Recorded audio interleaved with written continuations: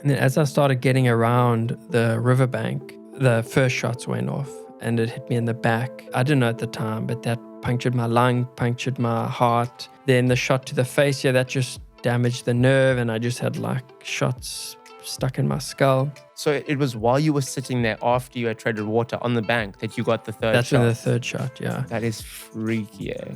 At that point, I just figured that this is it. I didn't know where these shooters were, but I thought they'd done enough damage, and I then just gave up.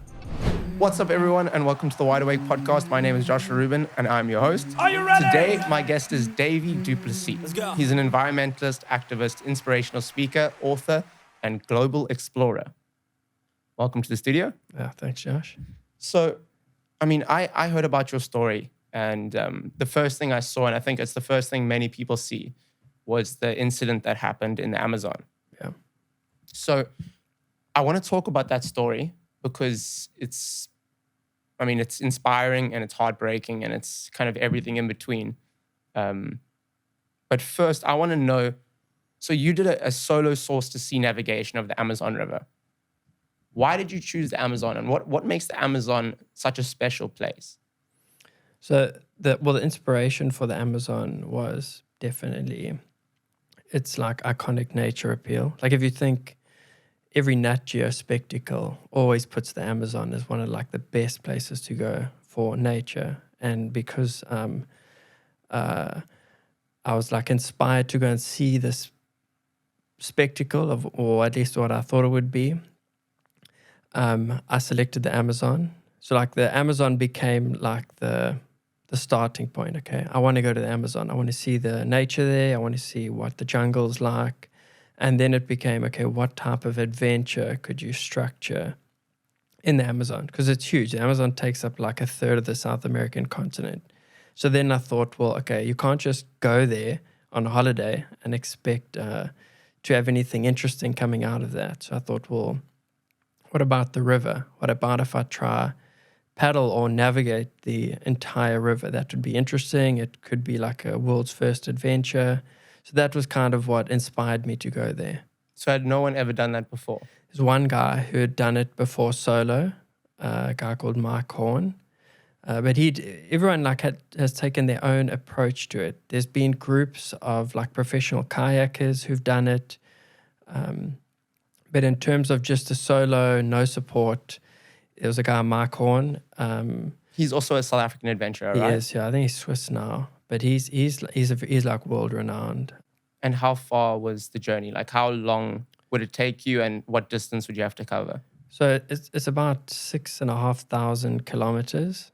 But that was when I was planning on doing it. Since then, the source of the Amazon has changed, and I think it's now technically grown by like another 1,000 kilometers. But at the point that I was going to do it at the known source at that time, it was about 6,500 kilometers. But it's not a river. It's like where the actual first traceable drop of the Amazon starts. So it started on a mountain. It didn't start on like the stream. It started on a mountain where there is a cross that says this is the source of the Amazon, and all the meltwater from these glaciers eventually start to form the Amazon. But for me, if you're going to go source to sea, you need to start at the absolute source of the river. How far into the expedition did the accident take place, or the incident?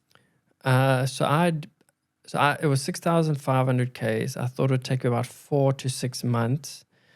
And then I'd been on the expedition for about a month and a half, I think. And then I was just over 2,000 kilometers through the journey. So it was about a third of the way into the expedition. And just before we get into the actual incident, how do you take enough food and supplies to go on such a journey? Because I'm assuming you can't just stop in the middle of the Amazon and go to a grocery store. No, you can't. So it varies by approach. So some guys, I think, are a bit more calculated than I was. I was kind of like, go there, figure it out. So this was in 2012. So, the most I was being able to understand of the route was looking at like Google Earth. because there was no one who had done it that I could speak to, and the guys who had done it with either teams. So then when I was planning, I was just like, okay, you're kind of stepping into the unknown. Part of the unknown is you don't know what's going to happen. So I would just take it like day by day. And then when I would find somewhere to eat or like stock up with rice or beans, I would then just load it in the kayak or in the pannier bags when I was cycling. But a lot of it is just figuring it out. And I always thought that was like, for me, to my advantage, because if I knew what I was stepping into, Probably wouldn't have done it. would never have done it. It was the same with the Africa cycle. I would never have done that. Actually, pretty much most of the big things in my life, I would never have done if I knew what it is that I was getting into. And I still, to this day, take that like naive, maybe gung-ho approach where I'm just like, get there, start, figure it out as you go. And you'll see when we start talking about the incident, a lot of it kind of centers around that, is you don't know the outcome. Yeah, I think a lot of people get caught up in the planning of things, and then it seems almost insurmountable, and they just never do it. But I think when you throw yourself head into something, a lot of the time, you're able to figure out as you go along. So I think I think what's important is doing preparation, like you say, but not so much that it kind of cripples you and scares you off the idea. Yeah. So you were doing a solo source to sea, and during that time, you got shot while paddling, right? Can you tell me what happened from just before the incident took place till how you got to safety? So, yeah, I'd been in the jungle for about 2 months, and I was like in my routine. Like in the first few weeks, you get that homesick, and I also started to doubt where I could actually do this, because it was long slogs. I was hungry all the time. And I had doubts that I'd actually be able to complete the adventure. But then I'd say like maybe 2 weeks before I was shot, I started to feel like, okay, I'm going to do this. And I'm probably going to do it in good time. I was thinking I could finish this now in 4 months. I was doing like 60 to 70 Ks, paddling a day. My body had adapted. I'd adapted to the hunger and eating a meal a day. So I was starting to feel very confident, very optimistic. And that night before, there were two of the most like violent storms I'd ever been in came through the where I'd set up camp on the river. So I didn't sleep at all, but I woke up and I felt like optimistic. I felt like, it's just another day, stick at the 60 to 70K, and I'd paddle throughout the day. So left in the morning, and then I remember it must have been probably around lunchtime. There was a small village that was like on a branch, and when I say small, it's probably like 10 people. And I stopped by there, and they were on like this little branch of land jutting out. And I stopped there, pulled up my kayak, and I asked them for food and water. And I'd always do this. Whenever I saw like a community, I'd interact in some degree if I felt it was safe. And normally I'd look at if they had like Westerners' clothes, and if it was like women and children, I'd feel like, okay, I could approach them. And most of the time they're friendly, obviously interested in who I was and what I was doing. They'd just like touch me and touch the kayak. So I stopped there. They didn't have anything. And what I suspect is that there were two guys. It was either two guys from there, or there was like a boat, but again, a small boat of like, there must be like 4 guys in it, that either they went and said I'd seen some gringo who's paddling. I don't know how these guys knew where I was, because the jungle was so wide. Like when you're talking about at parts, it's a kilometer wide. It's just very difficult to pick out someone. It's like if you go to the ocean and you take a kilometer this way and a kilometer, you just take a square kilometer. Big space. It's a big space to pick out people. Mm.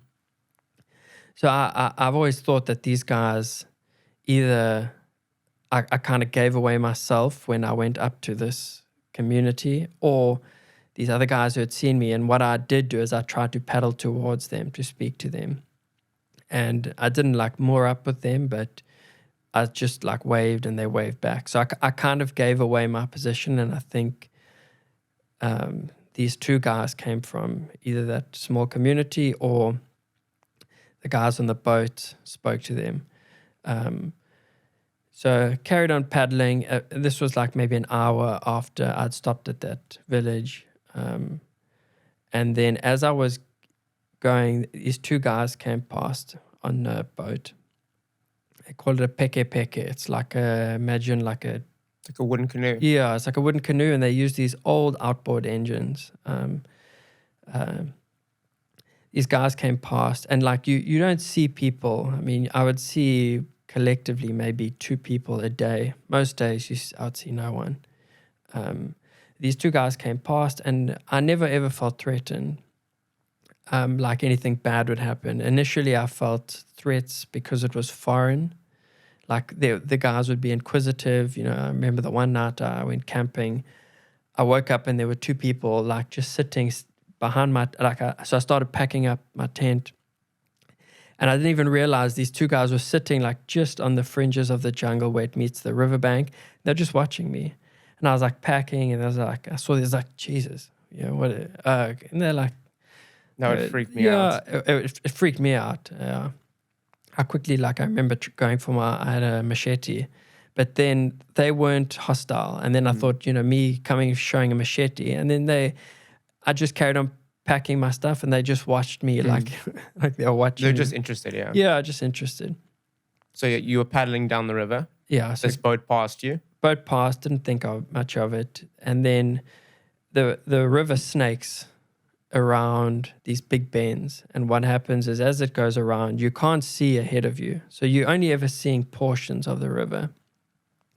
So these guys went around. I carried on paddling. I eventually thought they were, you know, again, I actually didn't think anything of it. And then as I started getting around the riverbank, the first shots went off, and it hit me in the back, and it put me into a paralysis where I like froze, and I fell off the kayak as well. And as I fell off the kayak, I just started sinking because I couldn't swim because I had no movement from the waist up. But I didn't know I'd got shot. I mean, that's the key thing to remember. I never knew I was shot until the 3rd shot. So that first thing that hit me, I thought was an animal. I thought maybe a bird had flown into my back, or like I don't know. So you didn't hear the gun going off? No, you don't hear that. If you think, I mean, the bullets travel faster than the speed of sound. So by the time I was hit, and again, also that impact puts you into shock. You're into shell shock. So my ears were ringing, even underwater, it's ringing. But I never thought I was shot. I thought I was attacked by an animal. And when I was sinking, it went so quick from like literally kayaking the motion and then underwater, just like, what the hell is going on? It felt like I glitched in my life. And I couldn't piece together. And then the only concern was I thought I was going to drown because I was sinking and I couldn't swim. And I didn't even know I was paralyzed. And how far down did you go, do you think, in the water? Well, so you feel the temperature change. And my eyes were open. And I knew I was Just going getting deeper. darker It's and darker. It's black and cold. The top is warm. And it's like murky. So I knew but you're falling with the current. The current flows like 2-3 knots. So you're going like this down. But then, I mean, I was moving around trying to like swim and figure out what to do. Eventually, I managed to kick to the surface. And I mean, at school, I played water polo. So I learned how to tread water. And if I didn't know how to tread water, I would have drowned without a doubt. Because I couldn't use my like the top part of my body. So I treaded water. I got to the surface, took a breath. I was separated from the kayak because obviously you're falling I was sinking with the moving current. And then I was trying to figure out what the hell is going on. And then I thought, okay, I'll just get to the kayak. And the kayak was capsized. It was maybe like 2 or 3 meters from me. And I started like treading water to get to the kayak. And just before I got to the kayak, I was hit again on the left side of the face. So where exactly were you hit? All 3 shots? So you were hit in the back? This side of the face, this side of the face. And then I the see leg. there's like a little chip on your ear. Is that? No, that's not it. Just born with that? Yeah. Okay. Yeah. The only, so like a funny story, I went to the dentist about a month ago, and then I was getting a wisdom tooth taken out. So they did a like x-ray. And then I'm just sitting there waiting, and then I see the dentist call in another dentist. He calls in another dentist. Like for 10 minutes, I'm like, what is going on here? And then the dentist comes to me. He's like, did you have a car accident or something? And I was like, no. He's like, there's something not right with the x-ray, because they do an x-ray of your whole face. And thought, okay, is there a problem? He's like, can I just show you? And then he showed me, and I've still got bullets in my jaw here, and I've forgotten about them. You, if I'm not mistaken, you were shot by a shotgun. With a shotgun, yeah. So how far away were the people, do you think, that shot you? So I'd say the first was probably maybe like 20, 30 meters. But because I was moving away, so also what happened is got further and further. The first shot that to my back, there was like, we counted in the x-ray about 18 shrapnel or buckshot in a relatively concentrated area. So that's what happens is it sprays. Because gunshots, yeah, they do spray. It like bursts open. And they also, so that it's not like, like if you go to like an ammo shop, it's not like a stock stand. What they do is they keep the cartridge and they just stuff any metal in there. So there are some buckshot, but then there's also like cut-off bolts. Just pack it and they use it as a shot. So we counted 22 overall, but most of them in my back. So I knew that the back was the worst shot, and that's where they were the closest. Because eventually the ones at the face, I remember when they shot the third time, I saw everything hit the water, and that's when I figured out that someone was trying to shoot me. Because bullets don't travel through water very well. No, and you it's like you just see it's like pepper falling. Yeah, exactly. So yeah, you were treading water. So treading water, get to the kayak, still don't know, thinking I'm being attacked by an animal. So then just get to the riverbank. I wasn't too far, so I started treading water with the kayak. Got to the riverbank, and then I just collapsed. I couldn't move. I couldn't and I was so exhausted and full of adrenaline and scared and just don't know what's going on. And I sat in the shallows, and then that's when the third shot came, and that hit here. So, and I know there were 3 shots because of how. So I had a shot that went through here, through your ear, through the ear. They took that out in surgery, but it also one hit my facial nerve here. So I have no feeling here anymore. So it was while you were sitting there after you had treaded water on the bank that you got the third shot? That's when the third shot, yeah. That is freaky. So the back shot was mainly the back. And that the damage there, I didn't know at the time, but that punctured my lung, punctured my heart. Then the shot to the face, yeah, that just damaged the nerve, and I just had shots stuck in my skull. I heard you couldn't speak as well. Yeah, so that was from the punctured. So I had punctured lung and a punctured windpipe. So I couldn't. It's not that I couldn't speak. I couldn't when I did try to speak, I was always like, and I initially, so kind of going everywhere, but I never knew what had happened. So I never knew what gun I'd been shot by. I just knew that I had holes in my back. I knew there was something wrong with my face because I couldn't feel it. I knew there was something wrong with my breathing because I couldn't breathe and I couldn't make a sound. Like when I was trying to call for help after I got away from these guys, I couldn't build up enough pressure. and I can whistle loud, and I would just be like, Yeah. Just for continuity purposes. So you were sitting on the bank and the third shot hit you, right? third shot hit me. What happened from there? How did you Then get away? I realized I'd been shot. I didn't know who had shot me, but I'd realized I'd been shot. And what it feels like being hit with a cricket bat. You feel that force against your body. And I felt like I had holes all over me, like peppered with holes like the size of maybe like a 5 Rand coin.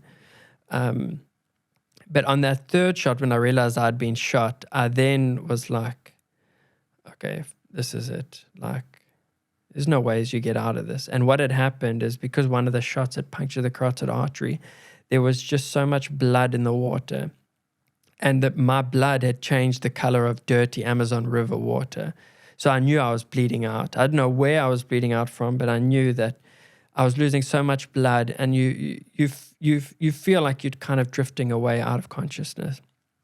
I couldn't breathe properly, and at that point, I just figured that this is it. And I didn't know where these shooters were, but I thought they'd done enough damage, and I then just gave up. I was just like, this is it. And then I remember when I like internalized that, I just lay into the river, and I'm just like, oh, this is it. You're going to pass on. Just take it easy. And I gave up. I just lay back there and I waited. And so like from this whole experience, I became very fascinated with like the science of death. So often people go into like maybe a spiritual view of death, which is a very subjective way to view death. The reality is we all die. Yes, we die in different ways, but I became fascinated. And the first thing that fascinated me was, why did I give up so quickly? Like, why did I accept that I was going to die and then internalize, like just lie back and die before I was dead? And the theory that came out of that is like, humans have, or let's say all animals have a defense mechanism that we know of, the fight or flight.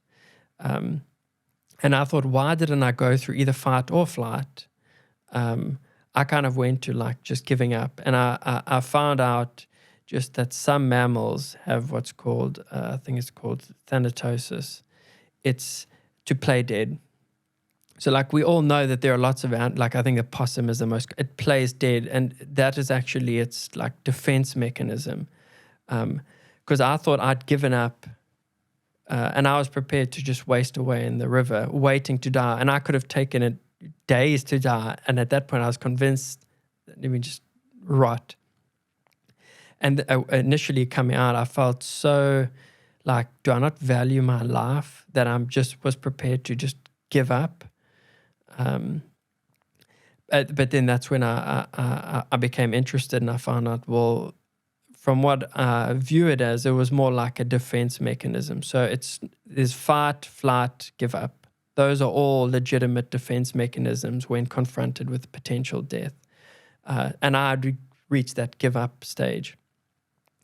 And as I was lying there, I think maybe blood loss, maybe the overwhelming reality of the situation, I went through a very euphoric period where I felt fuzzy and warm and very comfortable and very happy. I suppose it's like a real good drug high, maybe like heroin. Yeah. And my vision was like slightly blurry and fuzzy.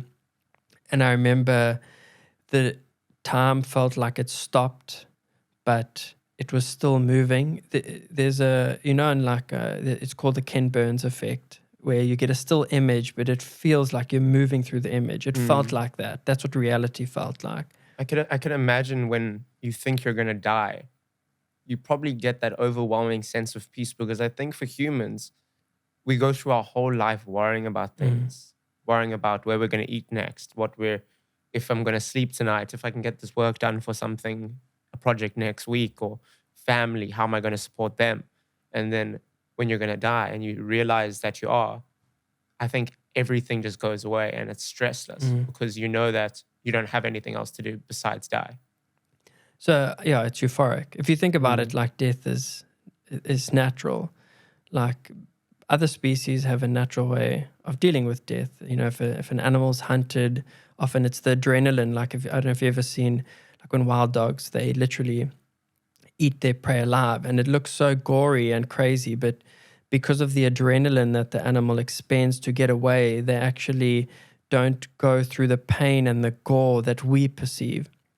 And I kind of felt like death is the same.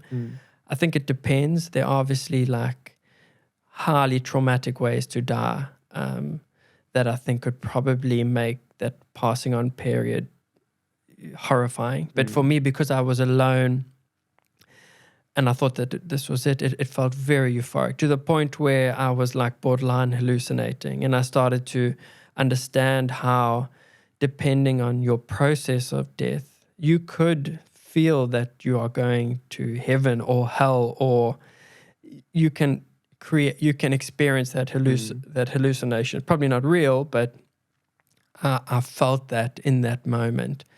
What snapped you out of that though? Because there was a point where you said, I'm not going to just sit back and take this. I'm going to try and live. So what snapped me out of that, that bliss was when the guys had shot me. One of the guys in the boats started coming around the corner and up towards me. And he was just literally coming towards me. He was maybe about 100 meters closing in. But initially I heard the two-stroke engine, and then I was like, okay, there's someone around me now. And then I saw this guy. And then when I saw this guy, I realized that he was one of the two that had passed me. I realized that the guy who was shooting me was now somewhere behind, and now this guy's coming to me. And he was just like dead emotion, just motoring slowly, like ominously towards me. And then I was like, okay, I started to beg to the guy, like, please leave me. And I like gestured, if you want my kayak, like, please just leave me alone. And you just carried on coming towards me. And then I figured out, well, this guy, like, yeah, there was no emotion. And he was just dead set on coming to me. He's probably got a machete. And at this point, I was so weak, his plan is probably like, this is not going to be a peaceful death if I stay here. Exactly. He's going to butcher me. He didn't have a gun. The other guy obviously had a gun. And then I figured out, okay, run.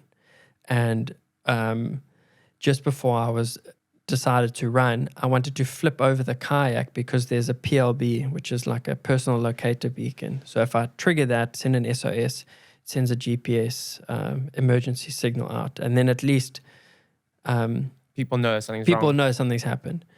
And I got to the kayak and I couldn't get the kayak. So I like bent down, and as I tried to lift it up, the fourth shot went, and that's why it hit me in the leg. But that, I was just like, I don't even have time to flip the kayak, just get out of here. You don't know like how much longer until these guys are on top of you. And then I ran pumped full of adrenaline. But now, obviously, my quad had started seizing because of the shots that hit there. My breathing was terrible. I was so overwhelmed. I didn't know where to go, what to do. I just thought, get away from these two guys. And again, the problem with the jungle is it's the Amazon jungle. There's not like a pathway that you can follow. So I just figured, get into the jungle so you can hide, but you need to somehow use the river to navigate. So I would zigzag through, just running nonstop. And stay close to the river, because I think that's the best way to find civilization or find people. The problem is that it's these guys also use the river to navigate. So my concern was more that I'd get lost. If you go 10 meters into the jungle and you close your eyes and you spin around, you could not find the river again because you can't hear it, you can't see it. So it was kind of, and I knew that the only way to navigate through the jungle is the river, but everyone uses the river to navigate. To stay close enough to it, but hidden, not too close. Exactly. Yeah. And do you think that's what saved you? Because I assume if you could see this guy, he wasn't that far away, and you were very injured. So, yeah. I mean, if the jungle wasn't as dense as it is, you probably would have been found pretty quickly. So I think what was a blessing for me was that I think they were distracted by what was in the kayak. more so than chasing me. And I think from my perspective, when I say I ran and I didn't stop running for 2 or 3 kilometers. Now, 2 or 3 kilometers in the jungle is like 20 kilometers anywhere else. A lot more than that, I think. I didn't stop. Yeah. So I think they would have just gotten over it eventually. So it was a combination, I think, of them. Even if they did pursue me, I just didn't stop. And how did running feel? I mean, it must have felt agonizing. It was like running in a straitjacket. I couldn't use my arms because they were still like partially paralyzed. So you're like running like that. And could you feel bullets moving around in your body? So I didn't feel that, but what you feel the numbness. So adrenaline, first of all, is incredible. The things you can do with adrenaline coursing through your veins, to the point where the pain wasn't there. So like even though my leg was sore, it was seizing from the shots. I just ran through that pain. The fact that I couldn't breathe, and now so if you think from like just a physical exertion, your lungs, your heart, blood flow, those all increase. And those were all, my heart was punctured, lung was punctured, carotid artery was punctured. So all of those things get worse and worse the more you run and the more you exert yourself. But I just pushed through it, and I pushed through it. And I got to a point where I eventually felt like I was away from these guys. I was down the river and I looked up. I couldn't see them. I looked up like I couldn't see them behind bends of the river. So I felt like these guys are not coming down the river because there's no ways they would be following me through the jungle. They would have gone back on the boat and tried to find me. And then when I kind of got to that point where I felt like I was away from them, when then gravity of the situation hit me, the adrenaline, it was now subsiding. I was starting to feel numb in my back, and you feel numb in the area of the shot. And because it was a shotgun, my whole back felt numb. It felt like I'd been shot like with the AK-47 like 100 times, because I just didn't understand why it felt like that. And the thing is, you can get hit with the buckshot, which is not too big, like maybe just smaller than a marble, but then the area around it feels numb, and it feels like that's a hole. So I felt like I had these huge holes in my body. But when I got to a point where I felt like I was away from these guys, I became very hopeless, because I was like, now what? Right? Getting away from them was like an objective. Okay, but now there's just no one on the river. I didn't see any boats. I didn't see any signs of civilization. And then again, I gave up, and I remember just collapsing in the mud. And then I tried to cry, like I was crying and whimpering and feeling sorry for myself. And I was like, this is it. I'm going to die here. And then I think what kind of snapped me out that time was I felt that if I die, no one's ever going to know. Like, it would be a death that your son is gone, or your husband. And that's the worst kind of death, is when you just don't know what happened. Exactly. Because if you think there's never a sense of closure for those who know you. And then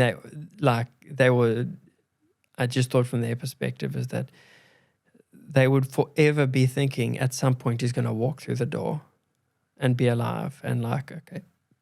And people can go through that for 10, 15, 20 years, just never coming to know that someone died. And I knew there was no ways anyone would have found my body there. No ways. I would have been eaten or decomposed before anything could be found, yeah. And just very few people come through there. And even if they did find you, I was separated from all my equipment. There's no identification of who this guy is. But fortunately, when I was there, I saw 2 people come from the opposite side of the river. They just like popped out of nowhere. And then I was like, okay, this is the ticket out. And I managed to get their attention. And I think, so for me, this like getting shot, Yeah, it's traumatic, but lots of people get shot, right? I'm sure you met guys I've who've met a been lot of shot. guys that have Yeah, been shot. Yeah. getting shot.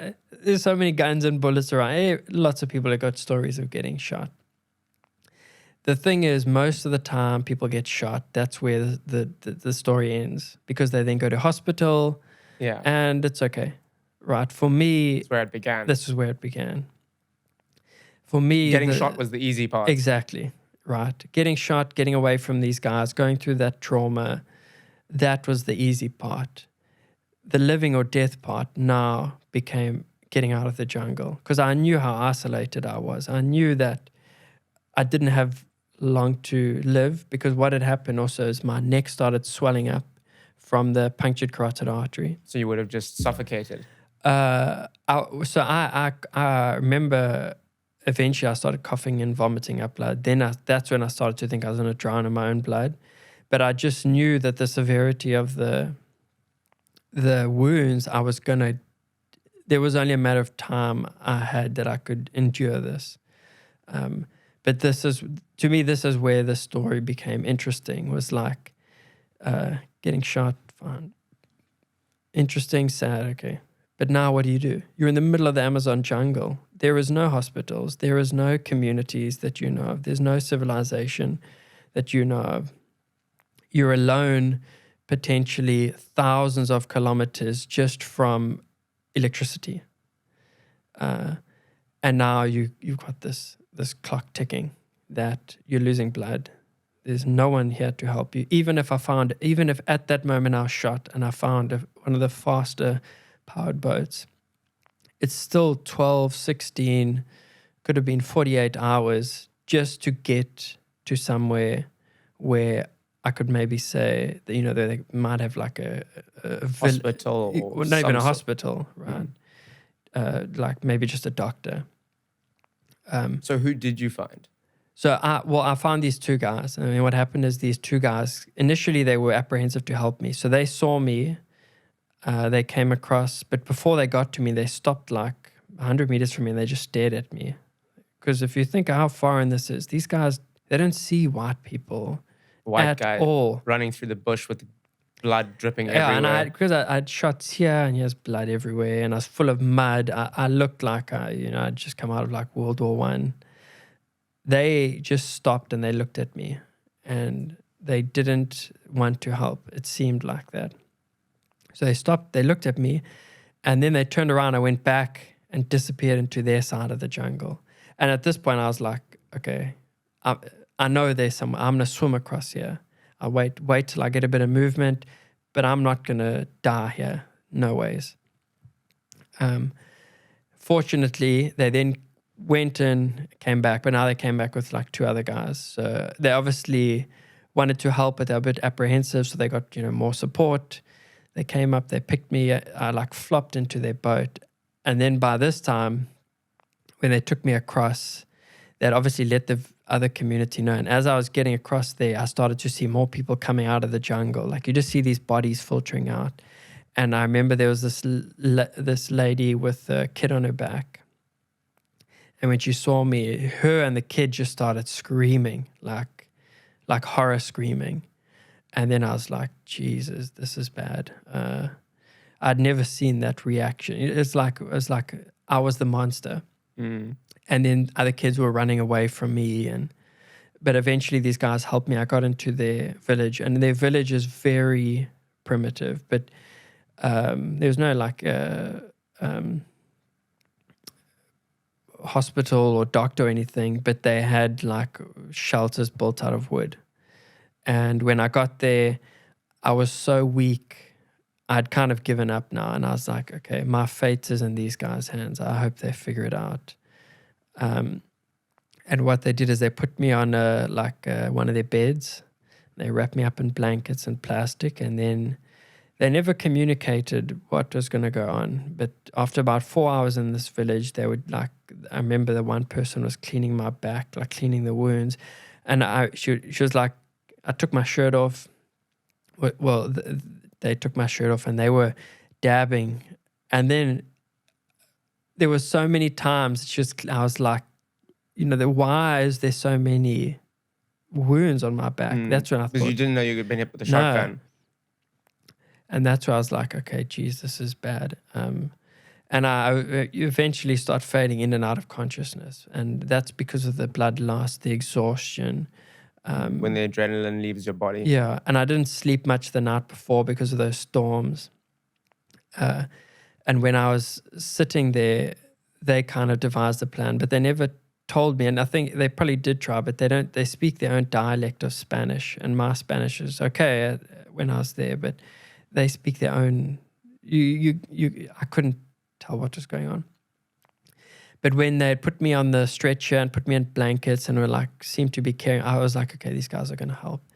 And about 4 hours after staying in that community, they then put me into one of their boats and was now going into the evening, and we just headed off downriver. And I didn't know how far we were from a hospital or a bigger community, but I knew that these guys were now committed to helping.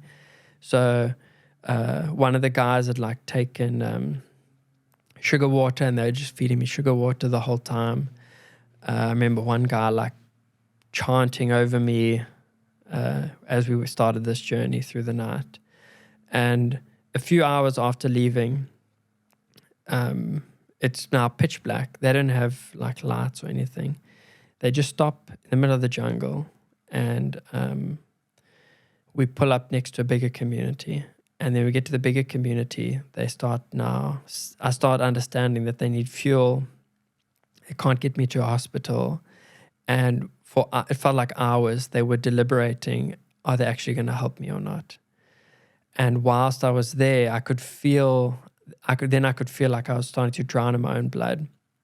And then I started throwing up all of the blood I had in my stomach.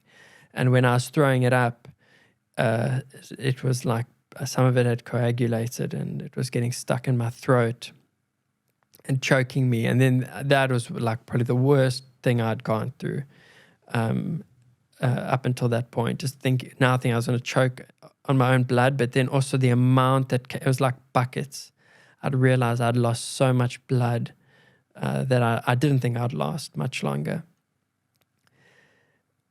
What happened from that experience is it kind of kicked these guys into a different gear. I think because it was so gory and the amount of blood, because I remember when I was vomiting, there was another guy scooping it out of the boat and dumping it. And I think it kind of said to them, okay, this is serious. They then put me in another boat and we just took off.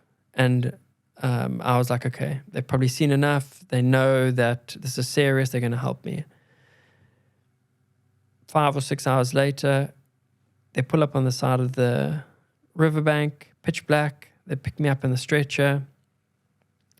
They walk me into the jungle, and then they just put me down and leave me. They just all disappear. I was too weak to follow them, but I heard their voices disappear, and then I was just alone. And I was like, your mind starts to race, because why are they doing this? Why are they just dumping you in the jungle? And I started to think maybe they were getting rid of me because they didn't want anything to do with me. I was a burden. They've taken me out of their community. Now they're just going to let me to rot here. Fortunately, that wasn't the case. And about an hour later, I heard more voices coming through. They picked me up.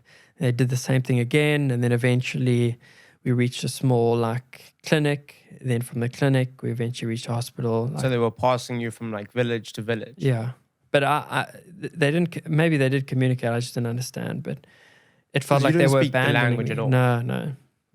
It felt like they were abandoning me. And I kind of understood why. Like, imagine at home, like a half-dead person gets dropped on your doorstep in the middle of the night, let's say.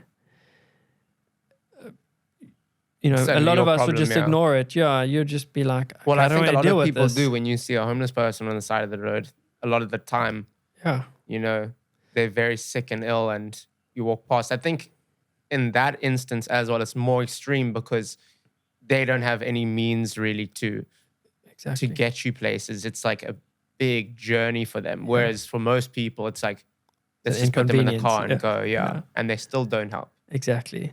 So it was amazing that they did that. Exactly. That to me is like the most fascinating thing, is what despite the darkness of like unprovoked attack, ruthlessness that a lot of humans have, there is those pockets of, I don't know, compassion where, yeah, these guys probably used their last bits of fuel to help me.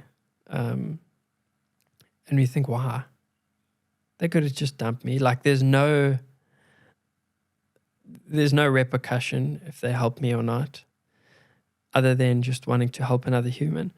And that to me is what is like fascinating about this story, is that these guys from nowhere, no way to relate to each other, no hope of something good coming out of it. You know, like I could understand, yeah, some people might help. They thought you were going to give them if money they're going to later give money on or something. I had nothing. And I kept on saying I had nothing.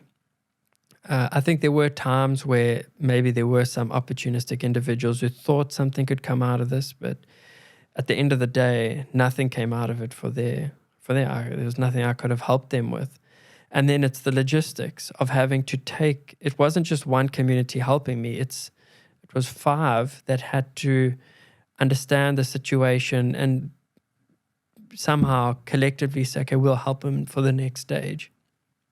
And how long was that whole process from the time you found the first village to the time you got to the clinic? It was over 24 hours. I got there the next day when I got to hospital in Pucallpa. And when I was reading about the story, I read that your mom was notified.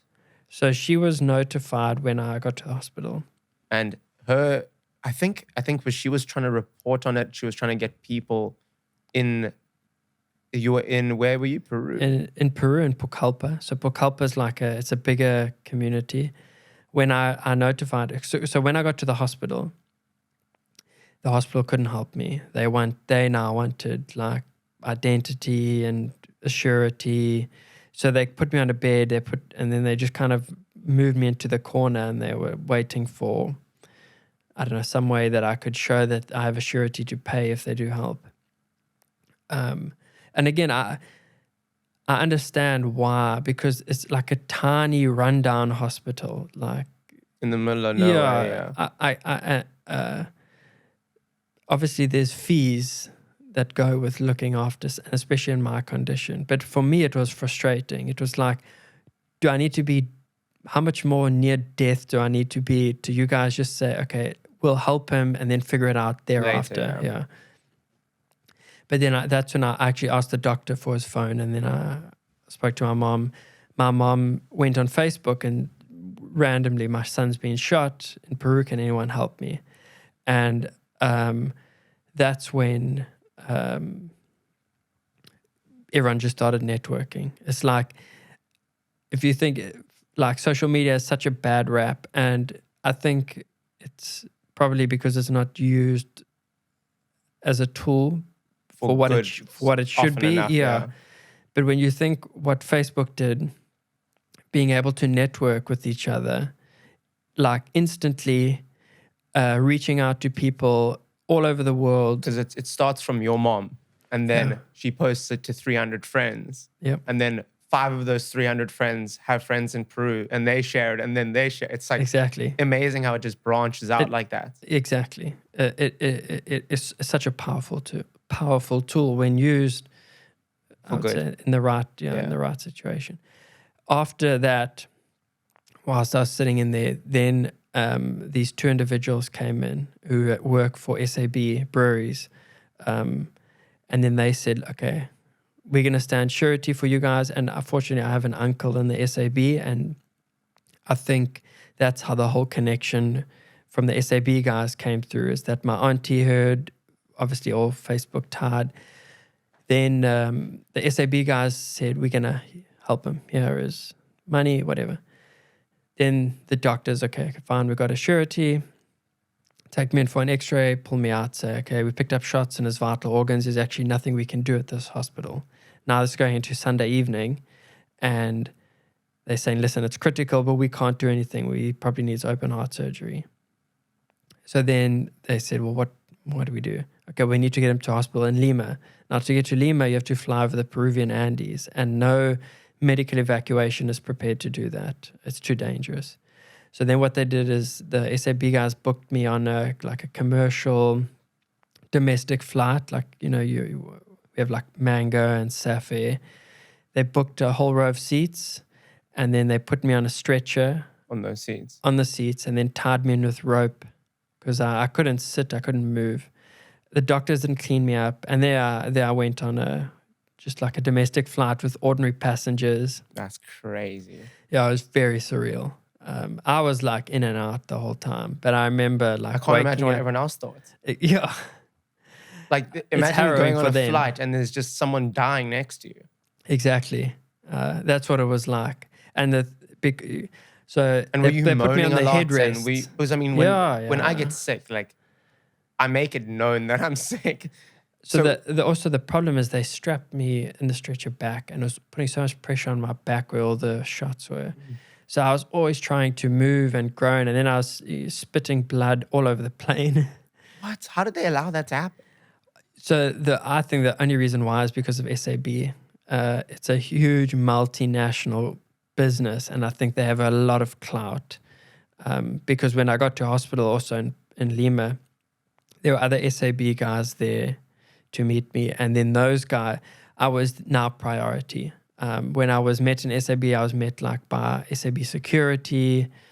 And they took They you had to now the next kind of taken hospital. me under their wing and said, "Okay, you're gonna live. You're gonna get through this." I think the most heartbreaking thing for me, and it's just because I have so much empathy for my mother because of things I've put her through. Yeah. And it's like, I know when I do dangerous things, that the whole time she's just sitting at home thinking, is he okay? Is he okay? Yeah. And I've always been okay. But in this situation, I'm sure you're gone for months. Yeah. At that point, I think you said a month and a half or something. Yeah. And your mom's sitting at home the whole time worrying, like, is my son okay? Is my son okay? And then to get that call that you're dying Yeah. must have been so heartbreaking. And I can't imagine the stress and the pain she was in at that time. It's You could see it in her plea for help as well, in the writing. It's pure desperation and Anything to get you back, vulnerability. yeah. But I think what you have to also remember is, yes, dangerous situations, but like the difference between maybe you and I is you're doing stupid things, right? Yeah. Drug fueled, But stupid. also like the stuff I do with gang members. And That's like stupid Yeah. crazy. Where I was going for this, to me, was an adventure. I wanted to have an impact on promoting veganism and environmentalism. Like, to me, this was a career path where there were risks, but it was for something that I felt was far more impactful than just doing stupid, risky, crazy things. And I would like to think that with that rationalization, I wasn't like purposefully going into these situations to give my loved ones heart attacks. Like I had You had a plan. a purpose and a plan that I'd created. But that being said, now I've got children, and I don't know if it's because of this, but I'm super paranoid with them. Like, I mean, would you ever let your kid do something like this? So it's I've posed go a with question. them. Yeah, I go with them, and if they like, if Noah or Hunter's like, no, I don't want you to come. I want to do it on my, because I was like that. For me, I have to do it alone. I would hire like secret bodyguards to be in the shadows, but I probably because I know what it's like. It's not as dangerous and bad and scary as it seems from the outside. But that being said, There's always a risk. when there is the risk, the problem is like with this, getting shot wasn't the problem. It was getting out. The isolation. That is the risk, is the isolation, is that bad things can happen anywhere. The problem in these isolated parts of the world is that when something bad happens, it's very hard to get it's help. very hard to get help, very hard to get out. And that, to me, all my luck is like based on me being able to get out of that situation.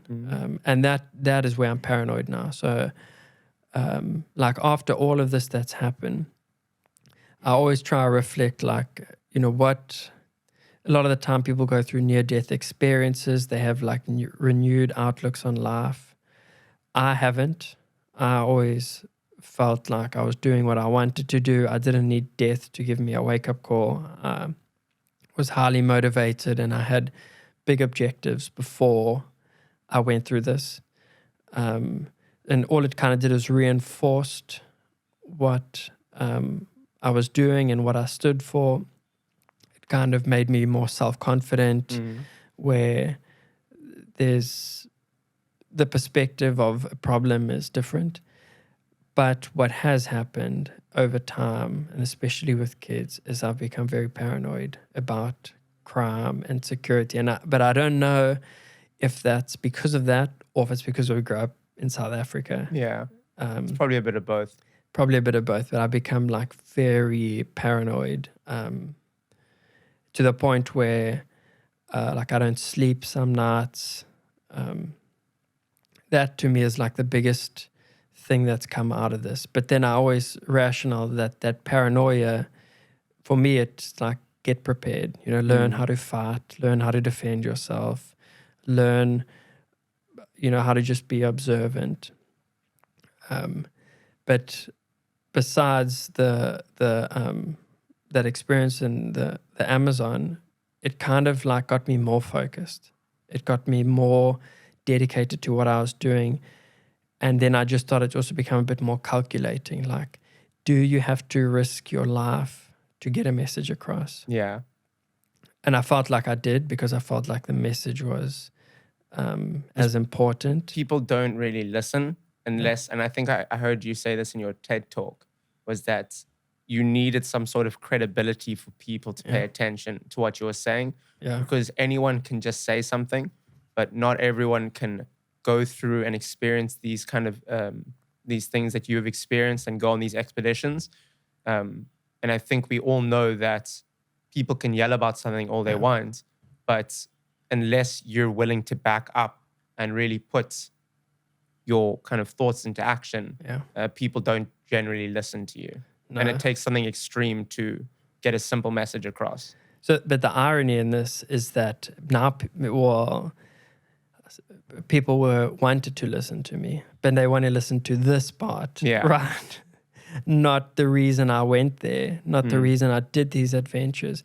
And then I also got to the point where I realized that, so adventure,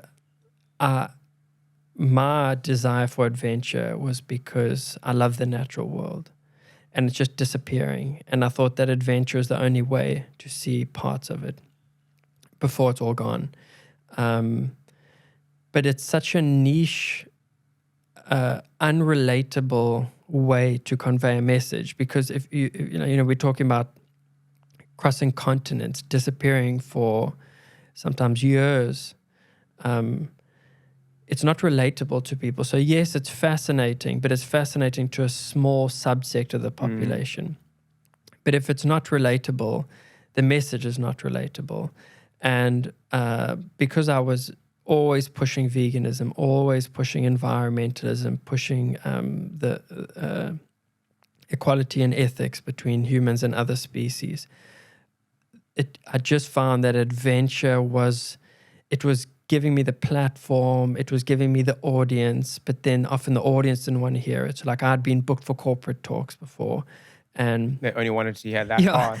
They'd be like, okay, we thanks for really coming. like your story, but we just don't tell people about the environmental aspects, the mass extinction. No one wants to hear that. Yeah. That's a crazy thing to say. But I get why though, because it's depressing, and most of the time you're brought in to you want to give people this, up. You want to be like, and I survived after all of this, but the Earth is gonna die. Yeah, exactly. I heard something crazy that apparently this also seems like an unrelatable figure, but apparently 150 species go extinct every single day.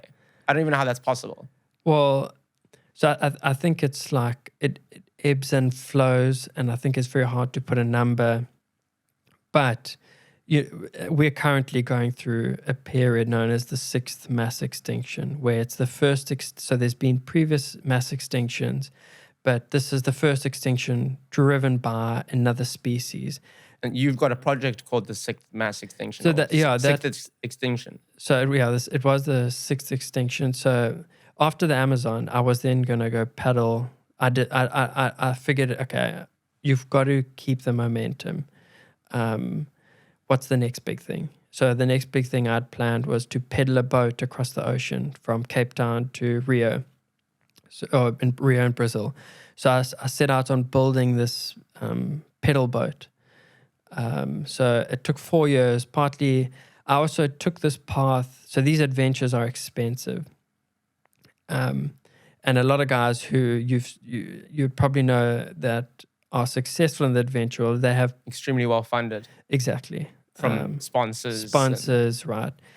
But I hated that I now have to tell a sponsor's message. So I kind of always did it independently, and I talked about my own brand or my own ideals, and probably no sponsors wanted to be hitch their ride to my vehicle either, because it wasn't the traditional, I don't know, adventure type pursuit. So I'd funded the whole thing myself. It took 4 years to build the boat. And then what happened is that I arrived at the next thing, is that crossing an ocean on a pedal boat, it would take about 6 months. It's a long, hard slog. Didn't you plan on doing it with your mother? So when I initially conceived of it, She was like, I'm not letting you go alone this time. so she volunteered, but I agreed to have her on board because I knew that it added more cachet to the story. So, like, what's happened within time is that there's very few unique adventures left in the world. Someone's done it. And then once it's done, if you think like Mount Everest, it's incredible. But because it's done so much, no one's really interested unless there's like an avalanche or people die or a celebrity does it. It's still incredibly difficult. Like, you can't take that away from it. But because it's now become a bit more commercialized, it's not so impressive anymore. Not impressive anymore. You can't get media attention. And for me, I needed to get attention to then talk about the reason why I was doing it. And then the point of difference became my mom, is that people have rode the oceans, but now it's a guy and his 50-year-old mother doing it. Oh, okay, this is interesting. How are you going to survive with your mother? And, how is a 55-year-old woman going to cross an ocean with no experience? And we got a lot of coverage on that, I would say, just because of the dynamic of mom and son. And then that's why I agreed. But when I was going through it, I was training. My mom was not, she was like, I'll deal with it when we're there. I'm like, you need to train. You need to come and like just get your sea legs in. And then she would come like once in the blue moon. And so it was pretty stupid of me to agree for it to come, because pretty much day one she was a liability. And then that's why we had to get rescued, because she got so seasick. Literally day one, within 48 hours, she had torn her stomach lining. So she was passing up blood from throwing up. And the storms were just getting worse. And I was okay. But then we had to get rescued. And then as we got back, I then had to now relook at leaving again. And now I was saying, okay, I'm going to do it myself. But then about a week after I got back, I found out my wife was pregnant. And then that changed everything, where I was like, I can't keep risking everything. I can't do this anymore. I wanted to build it as a career path, because that adventurous part of me hasn't disappeared. I found out different ways to like satisfy it. Yeah. But I figured I'm going to have to get a real job. So then I did 2 quick adventures I just called them Project 1000, where just do 1,000 kilometers, 30 days, run across the country, cycle across the country. So I did Project 1000 across South Africa, Project 1000 across Botswana. And then I realized that was it for adventure. You can't be even going away months that's it. This is a chapter that's closed, at least till the kids are older.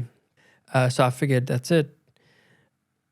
Did the 2 Project 1000, you're going to get a real job. So my wife and I had started a brand called Herbivore, which was making plant-based products. And that was kind of rooted because I've been vegan now 12 years and there was just no food. And then fortunately we managed to build that business up and supply different retailers. And then early on this year, Tiger Brands took equity, Secha Capital took equity. So it's become quite big. It's become, well, in terms of food and plant-based, it's become relatively significant in South Africa, where it's now full-term occupancy, and it's been the best thing for me. Obviously, the success of a good business is nice. It's nice to be making money and feel independent and have choices, and to be able to build a business in a section where you're getting people to question their dietary habits without having to bash them over the head with information. That to me was like my life was leading towards this. You can just provide something. Exactly. And no if more it's good enough, talking. people will choose it. Well, if you think about, especially like with dietary, in terms of the ethics, there are ethics, environmentalism, health. I've never met someone that has a good enough answer to justify why we eat animals. Never. And I've spoken to a lot of people. I've spoken to nutritionists. I've spoken to environmentalists. The ethics, you cannot deny it. Yeah. So I got to a point where I was so good at speaking to people and debating them, and them always looking like an idiot because they were just eventually wouldn't have a good enough answer. And I'd worked so hard to become knowledgeable, but I just got nowhere because it would end up in confrontation. Family stopped speaking to me, or I stopped speaking to them. Even when people know they don't have a good answer, they will always fight. Yeah.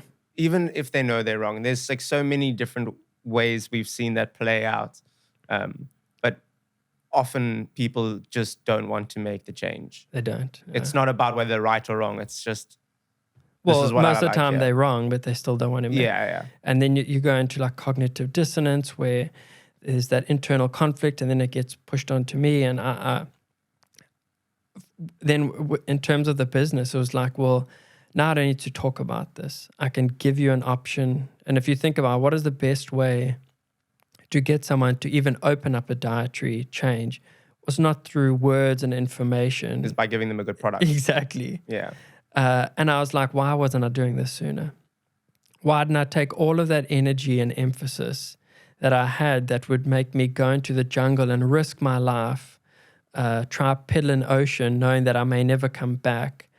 Why didn't I take this all and put it in where a product does the communication? I know I sound like a capitalist here, but I actually watched this video the other day, and it was this guy saying, like, in terms of global warming, he was saying, and I don't know if he was right, but he was saying basically we're fucked. yeah, we're beyond fucked. Because there is a huge portion of the world that will never change, right? Yeah. Somewhere like India, somewhere like China. Like China wants to be the biggest economic powerhouse in the world. And a lot of the time, places like that will choose the wrong way of doing things to get to the top, right? Yeah. And there's so much of the world that's in poverty that it's just not important to them because they are worried about providing for their family. The way he was saying is the right way to go, he thinks, is to innovate and to give better kind of solutions to those problems. Make it cheaper and easier to do the right thing. So he might have said it slightly differently, but that's kind of what I remember. It's a term called techno-optimism, is that innovation will fix every problem, and it doesn't. No. But it all blends into hope. Hope is probably the worst aspect of humans, but also real positive. but we sit with hope that things will change. And the reality is that, we're beyond gone. I mean, if you just think, most of the wildlife is gone. That to me was like the craziest thing with when I did the Africa cycle. Is I was like, okay, I'm cycling across the whole continent of Africa, right, doing 10,000 kilometers. Through that whole experience, I saw elephants twice, and it was because there's tiny little national parks that we rode across the border. Otherwise, it's all just agriculture and civilization. And that to me was that's what then is like, okay, where are the Where's last wild everything, places? Maybe the Amazon. That's why I wanted to do the adventure there. And even as the Amazon, I saw hardly any wildlife because it's been fished out or decimated. And it's like, I think what you're kind of alluding to is that the first world, the big economies, they don't care as much as they say they do. They kind of just do it as greenwashing because it's another way to push a new consumer cycle. Like if you think, it's the craziest notion in the world to think that you can change the world by buying something. And even though I make products that we claim that, but not really. It's impossible. You don't fix the world through consumerism. But what happens is the real danger, like let's say in the Amazon, it's being destroyed for farming, oil, mainly farming.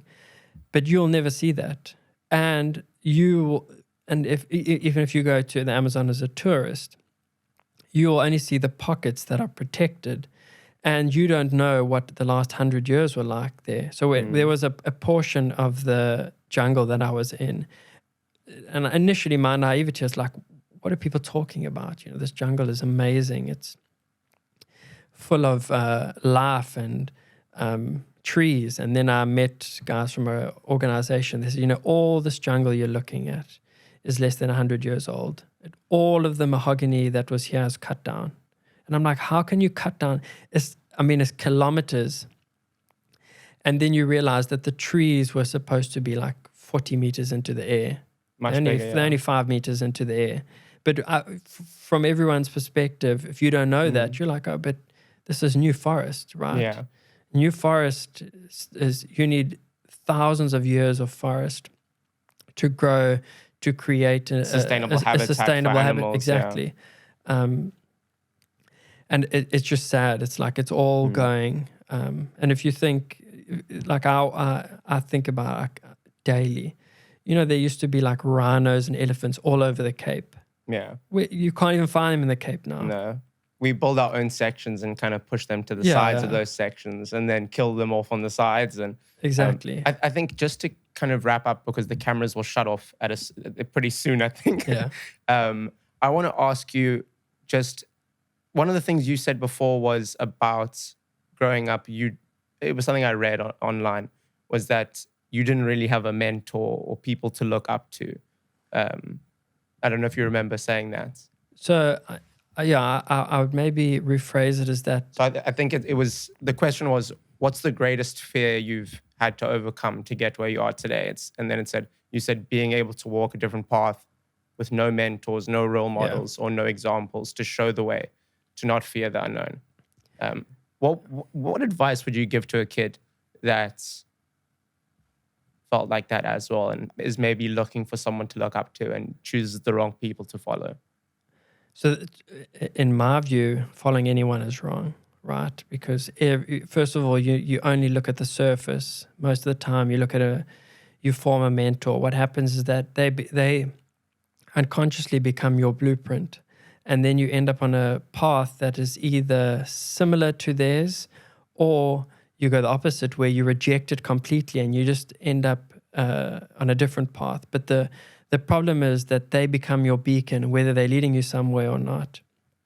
And I don't like that. I don't like hierarchy in humans. I don't think that there should be a human better or worse, even though there are some shitty humans out there. You really should just kind of follow your own path. And from our experience, especially like in business, I can't tell you how many of the people closest to us told us we were pursuing a stupid thing. I mean, who's going to want to eat just plants, you know? And if I'd listened to them, we would have been in big trouble. Now the irony is like, oh no, we always supported you. That's because it's now a success. But it only be from our perspective, it was a success because we pushed what we felt was conventional. We pursued our own ways of learning everything. We never had a business mentor. I've never had a personal mentor. I did for a period get like caught up in these like self-help gurus, which is the biggest load of crock. And it's that to me is what put me off this idea of a mentor, is where it becomes so influential consciously and unconsciously that you end up in a cult without even knowing it. And for me, I always say now, like, just reject everything, start there, reject everything, and then try to figure out who you are, and where you're going. And just to end off, can you just tell us, I think you have a book, if I'm not mistaken? I do. I saw you walk in with a book. Yeah, I brought you a copy. So would you mind just telling people where they can find it, what it's called, and also where they can find your products? So my book's called Choosing to Live. You can get it on Amazon. That's kind of Kindle, ironic. Yeah. I didn't think about that at all. Yeah. So it's on Amazon. And then our business is called Herbivore, herbivore.co.za. And that's just plant-based products. And to me, that's obviously where my passion and interest and time and effort and everything goes into that. And I think that for me, the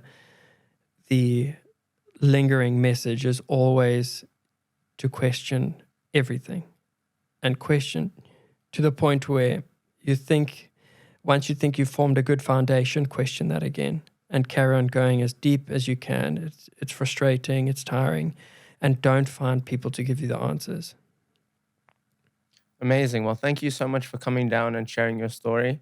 Yeah, thank you. It was amazing to hear it. I've heard bits of it online, but to really hear you flesh it out and kind of break everything down, and I mean, it's incredibly inspiring. I usually talk a lot more than I do. People get sick of me talking, but I was just really kind of immersed in the story. So thank you. Yeah, thank you. Thanks for having me. And again, it's just nice to be able to share it, and you're a great interviewer where you don't interrupt. I like that. Amazing. Well, I'm sure they enjoyed it as well. So thank you for watching the Wide Awake podcast, and I'll see you all very soon. Cheers.